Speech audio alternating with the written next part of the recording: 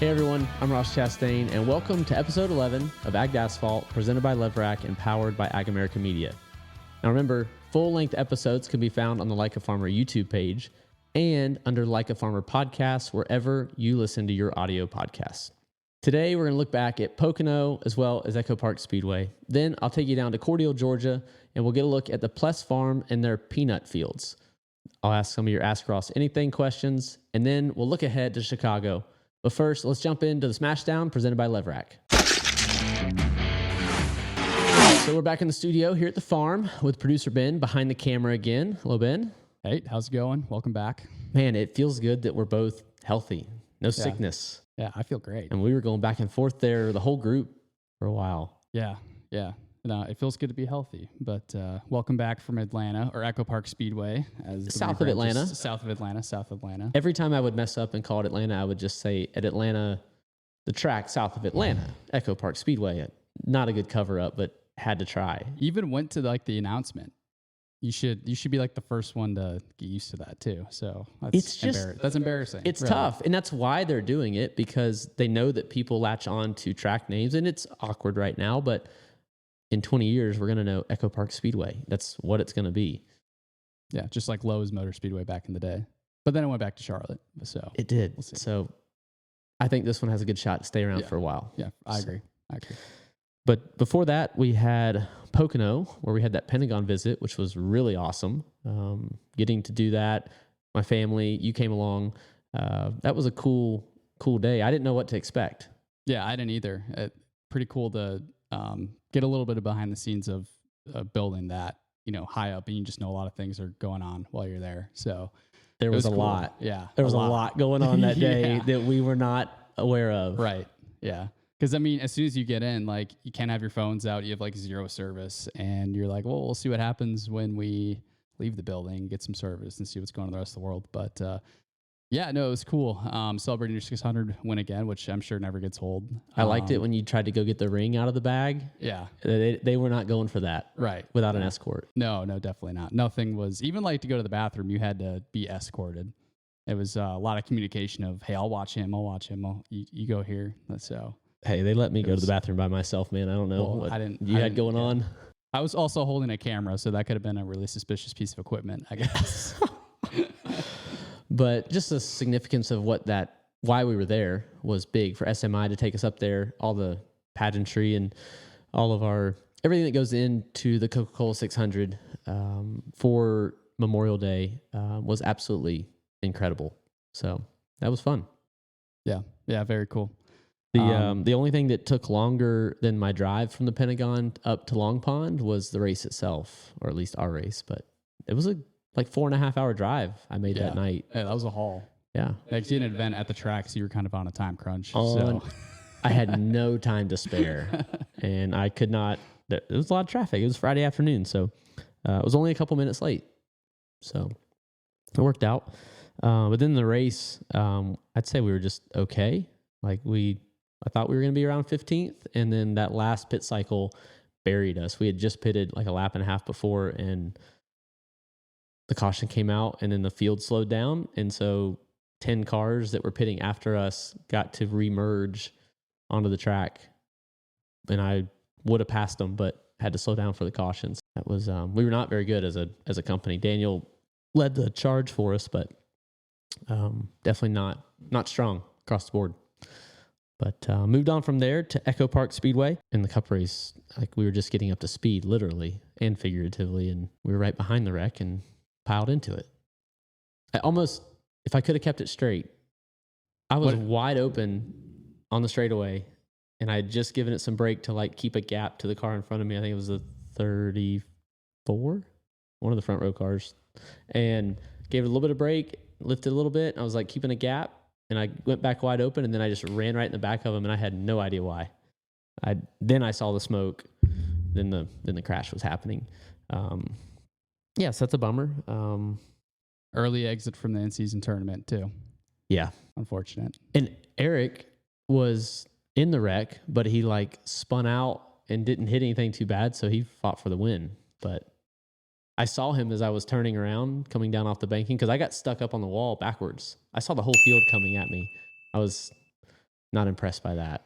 Like that's a crazy feeling. Backwards against the wall, hands off the wheel, left foot on the clutch, right foot on the brake, trying to roll backwards as fast as I can.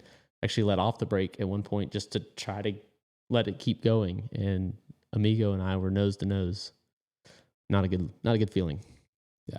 They're not the kind of Wendy's swirl you were going for there. Wow. Yeah. Wow. Yeah. Did you just think of that, or did you? No, I thought about it yesterday. Yeah. Okay.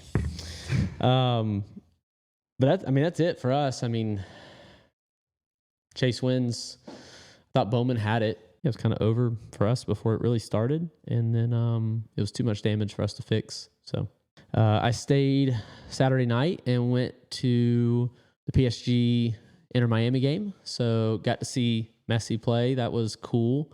They got smoked 4-0. Yeah. I mean, Miami never even. It didn't even look like the same two like level teams were playing. Yeah, definitely a major minor league deal. Yeah. On. Yeah. But still, opportunity was cool. Went with the TNT group, so their first race was Saturday night. So cool to go and meet one of their guys, Sam, and get to know him a little bit, get some just talk about like their view and coming back into the sport. And for him, like he's newer to the company, so the last time they broadcast races, he wasn't there, and I think that's probably the case. We figured for a lot of the company, so it's like a first time, really, even though the company's broadcast NASCAR before. This is a lot of their first time, so it's pretty. It was cool. We drank some beer and ate some cheeseburgers. It's cool. Sounds good. Watch soccer. That's an awesome stadium too. It's still on a bucket list to go there. 65,000 people for a soccer game. That's insane. And it was not full. It's a big old stadium. Wow. All right, before I answer some of your Ask Ross Anything questions, let's take you down to Cordele, Georgia, and Pless Farms, where Mr. Kyle Pless is going to show us around one of his peanut fields.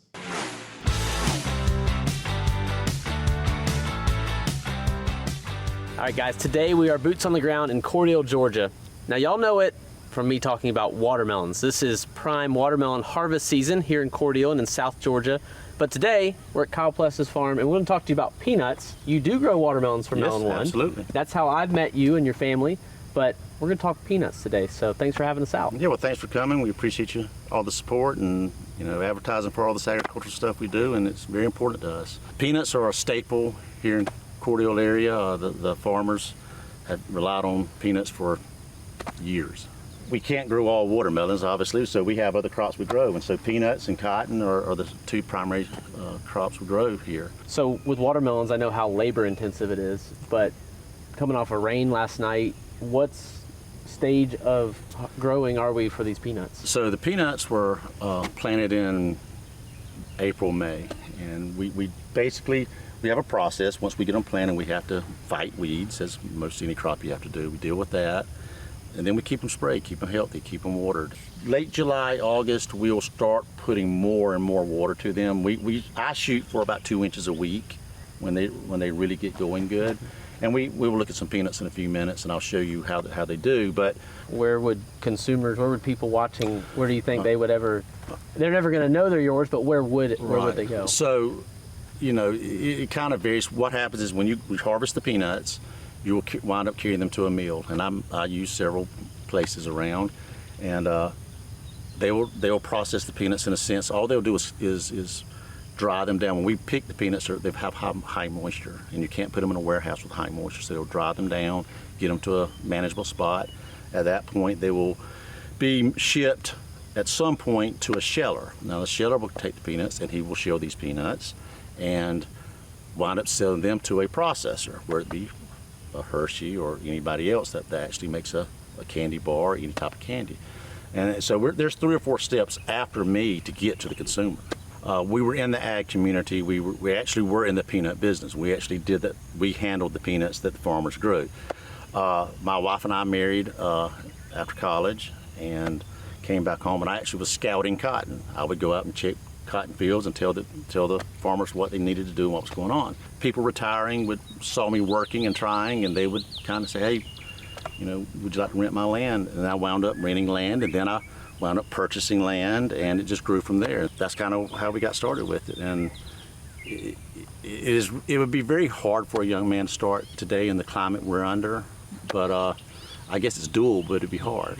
But looking at what you've built now, I mean, Yeah, it's grown well, and it's been hard. But I will say this: if nothing else out of farming, it is a great way to raise a family. You know, there's certain times of year we're really busy, and certain times of year we've got a lot of time on our hands to spend time with the family, and I think that's a wonderful thing. Well, can we get our hands dirty a little bit? I know it's muddy. Yeah. I know it's wet, but can we look a little bit? Sure. I don't know what's below the ground on a peanut plant. Well, you know, it's interesting you said that. I want to point this fact out. A lot of people do not realize that peanuts are not grown above ground. They're actually in the dirt, and that's part of the problem. You look out across this field, it will look like this the rest of the time. So I don't know what I've got unless I start pulling peanuts up. And my wife used to always tell me, if you don't quit pulling up peanuts, we're not going to have anything to sell. Do a little digging. All right, sounds good. All right, so this is what you would normally see in the field. It's sitting just like this, and then we actually have a piece of equipment that comes in and turns those peanuts upside down. And so they'll be sticking in the ground, up on the ground like this. But these are the little pods that are starting. We're a long ways off. And they actually accelerate as they get further along. Mm-hmm. So as you get to that point, they really start maturing out. Yep. And what you'll see is come October, all of these should be good mature peanuts. And we have to really watch them. I mean, it's a timing thing. Yeah. What's the rotation for like this field? What was on it before? Is this a Cotton. field you keep? Cotton. You keep renting, or you own this field? I own this field. I actually like to have a 3-year rotation on peanuts, so we'll have cotton peanuts, or cotton watermelons peanuts, or something like that. I mean, what's the peanut industry fighting? Is there a every year or something that you're managing that's a problem with the plant? To me, my biggest expense is fighting a weed, a particular weed, and we deal with it with every crop. It's a pig weed, and there's very few things we can do for it. You know, so I made a comment recently. There's no telling how much money I spend just trying to fight that one weed. You know, the bad thing about peanuts and the cotton as well is we have zero control over it. You know, peanuts are a little bit better. We kind of can see the market. There is a supply and demand issue with them, especially here in Southwest Georgia, because there's a certain amount of peanuts that people want. You know, some of these other crops, you know, it's hard to be knowledgeable enough of what's going on in the world to know how it's going to react. Watermelons, you know, as you know, are more reactive. It happens day to day. Cotton and peanuts seem to be a little more flexible, but it's still difficult. And like I said, I didn't grow up in it, but the more I've done it, it's like your child sitting out there. You can't control yourself. It's just so much commitment to it. That's been important to me, and I guess it's been a drive for me. Of course, then the family thing. I think it's a great heritage to pass off. Sometimes you can make a little money at it, and other times you can't. So, but you have to take the good with the bad. I always tell my kids, anything in farming, I don't care what it is, you cannot look at a one-year snapshot. You have to look at a multi-year snapshot. So, in the course of 5 to 10 years, are you making a little money? Well, Mr. Pless, for all your hard work, Georgia Boot wanted to say thank you. So they sent me with a pair. Well, awesome. Thank you very much. I greatly appreciate that. It's a muddy day, so yeah, we might could use those today. It'd be a good day. And we do appreciate all you do. Yes, sir. All right. Well, guys, that's it for Cordial, Georgia. That's all things peanuts here at Pless Farms. We'll see y'all down the road. Big thanks to Kyle, Pless Farms, and Georgia Boot. Now it's time to answer your Ask Ross Anything questions. All right, y'all be sure to keep submitting your questions to the comment section of our full video episodes on YouTube. This week, we've got our first one from Dakota Roberts 3948. They ask, what's your favorite ag-related trade show to attend? So I'm biased, but it's got to be the National Watermelon Convention. Different state associations have conventions, but National brings a ton of different people together, coast to coast, and I don't get as much West Coast time with people from over there. So, yeah, that's probably the best one, and it's the most people and the biggest party. Ross Chastain fan 1851 asks what my favorite die casts that I've ever owned. My favorite one, though, was of my dad's race truck. He had some custom ones made of his fast truck, his pro truck, and I would race him against himself, and he always won. So as a kid, that was my favorite. And then GMLOGMD asks, excluding your teammates, which driver would you like to most have a few bush lights with? Outside of my teammates, Eric Jones. I've done it. It's a good time. we've got some good stories. So we've had some fun over the years, especially back in the day when neither one of us were full-time in Cup.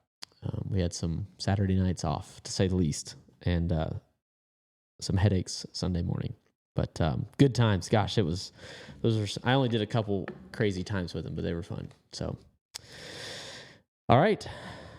That's it for Ask Ross Anything. Y'all keep sending them in to the comment section of our full video episodes on YouTube, and I'll keep grabbing a few and we'll answer them.